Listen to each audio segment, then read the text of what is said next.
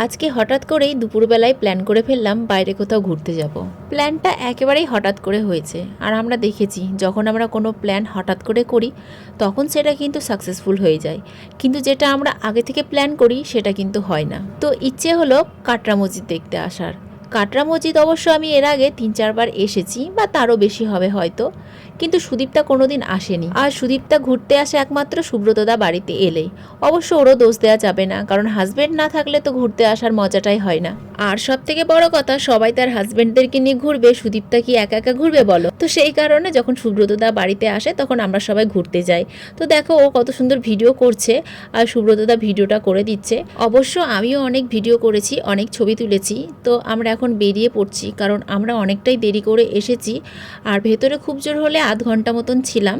তো আধ ঘন্টার মধ্যে যতটা পেরেছি ততটা ঘুরেছি। বেশিরভাগ আমাদের কিন্তু ছবি তোলাই হয়েছে আর ভিডিও করাই হয়েছে। সব থেকে বড় কথা, সুদীপ্তার ইচ্ছেটা পূরণ হয়েছে। তো এদিকে দেখো ওরা আমাকে বলেছে আমরা ছবি তুলছি, আমাদের ছবি তুলে দেয়, আর আমি কিন্তু বদমাইশি করে ওদের ভিডিও করেছি। আজকে তো ঘুরতে আসা সেরকম প্ল্যান কিছুই ছিল না। দুপুরবেলাতে হঠাৎ 3টের সময়তে আমরা ফোনে কথা বলছিলাম ভিডিও কলে। তো সুদীপ্তা বললো চ কোথাও থেকে ঘুরে আসি, তো আমিও বললাম চ ঘুরে আসি। তো সেই কারণে খাওয়া দাওয়া করে দুজনাতে বেরিয়ে পড়লাম। বুলটিকে বললাম আসতে, তো বুলটি যেহেতু হাজব্যান্ড বাড়িতে নেই সেই কারণেও আসতে পারলো না। তো আমরা এখন যাচ্ছি বোর্ডিং করতে। জানো তো আমাদের যাওয়ার কথা ছিল দীঘাতে, আর দীঘাতে যাব বলেই আমি কিন্তু এই যে ড্রেসটা কিনেছিলাম, আর সুদীপ্তা যে ড্রেসটা পরে আছে সেটাও কিন্তু সুদীপ্তা কিনেছিল। অবশ্য সুদীপ্তাও একটা স্কার্ট কিনেছে। তো দুঃখের বিষয় আমাদের দীঘাতে যাওয়া হলো না, ক্যান্সেল হয়ে গেল। তো কথাতেই তো আছে না যে নাই মামার থেকে কানা মামা অনেক ভালো। তো সেই কারণে আমরা এখন কানা মামা নিয়ে ব্যস্ত হয়ে পড়েছি। তো এখন যাচ্ছি আমরা বোর্ডিং করতে।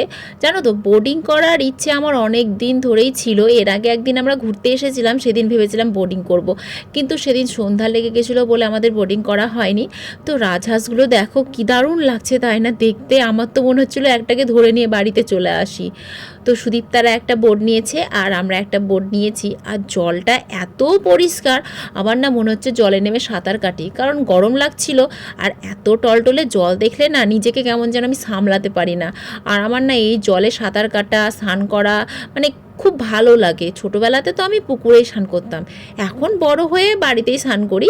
আর অবশ্য আগে যেরকম পুকুরের জল মানে পরিষ্কার থাকতো, এখন কিন্তু সেরকম থাকে না। এখনকার পুকুরগুলোও কেমন যেন নোংরা হয়ে গেছে। এইদিকে প্রায় সন্ধ্যা সন্ধ্যা নেমে এসেছে, তো ভিডিওটা সেলফি ক্যামেরায় খুব একটা ভালো হচ্ছে না।